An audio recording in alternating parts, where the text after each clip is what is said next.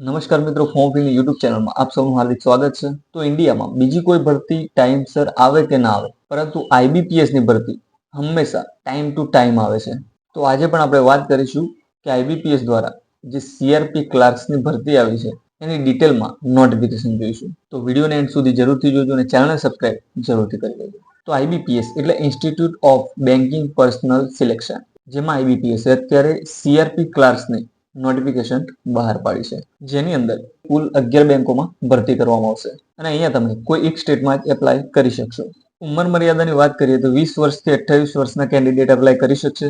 2/7/1996 પહેલાનો જન્મ ના હોવો જોઈએ અને 1/7/2004 પછીનો જન્મ ના હોવો જોઈએ. અને એજ રિલેક્શનની વાત કરીએ તો એસસી એસટી માટે 5 વર્ષ છે, ઓબીસી માટે 3 વર્ષ, ડિસેબિલિટી વાળા માટે 10 વર્ષ છે.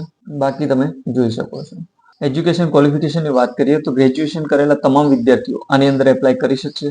અને બીજું ખાસ કે કોમ્પ્યુટરનું આની અંદર સર્ટી માંગે છે, તો તમે યા તો કોમ્પ્યુટરનો સર્ટિફિકેટ કોર્સ કરેલો હોવો જોઈએ, ડિપ્લોમા કે ડિગ્રી કરેલી હોય તો પણ ચાલે, અથવા તો તમે જો કોમ્પ્યુટર સબ્જેક્ટ ધોરણ 10 અથવા તો 12માં ભણ્યા હોય, અથવા તમે કોલેજ કરતા હોય અને એની અંદર પણ કોમ્પ્યુટર સબ્જેક્ટ આવતો હોય તો એ પણ ચાલી શકે છે.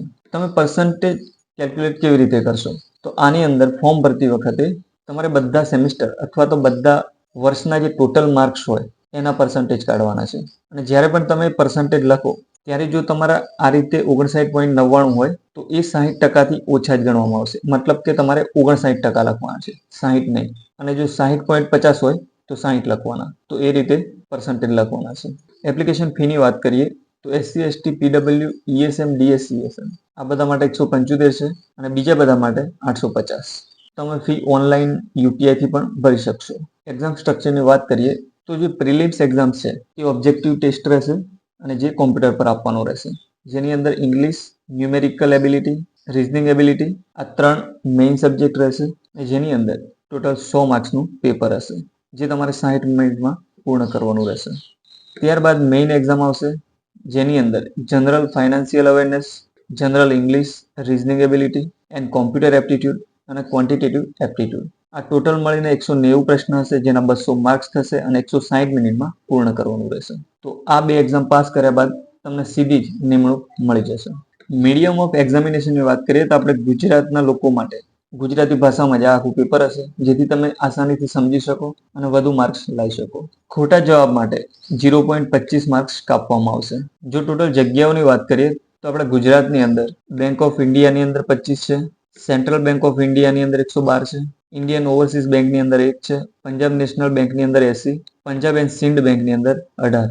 તો તમે આમાંથી બધી બેંક પણ સિલેક્ટ કરી શકશો. એક્ઝામિનેશન સેન્ટરની વાત કરીએ તો આપણે ગુજરાતની અંદર અમદાવાદ, ગાંધીનગર, આણંદ, ભાવનગર, હિંમતનગર, જામનગર, મહેસાણા, રાજકોટ, સુરત, બારડોલી તથા વડોદરાની અંદર તમે પ્રિલિમ એક્ઝામ આપી શકશો.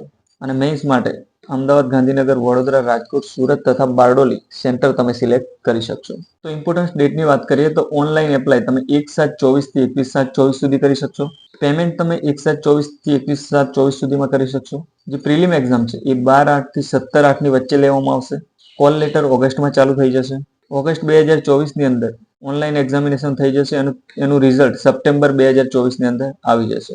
મેઇન્સ માટેના કોલ લેટર સપ્ટેમ્બર ઓક્ટોબરમાં ચાલુ થઈ જશે અને મેઇનની એક્ઝામ ઓક્ટોબર 2024માં લેવામાં આવશે. પ્રોવિઝનલ એલોટમેન્ટ એપ્રિલ 2025માં આપી દેવામાં આવશે. તો આઈબીપીએસમાં બહુ સચોટ રીતે કમ્પેર ટુ બીજી બધી એક્ઝામ બહુ જ ફાસ્ટ કામ થાય છે, જેથી તમે જો આની અંદર સિલેક્ટ થાવ તો તમે જલ્દીથી નોકરી મેળવી શકો છો. તો ફોર્મ ભરવા માટે તમે www.ibps.in આ વેબસાઇટ પર જઈને ફોર્મ ભરી શકશો. તો જો તમને આ માહિતી ગમી હોય તો વિડીયોને લાઈક અને શેર જરૂરથી કરજો અને આવી જ બીજી નવી માહિતી માટે ફોર્મ ફ્રીની ચેનલને સબસ્ક્રાઇબ જરૂરથી કરી લેજો.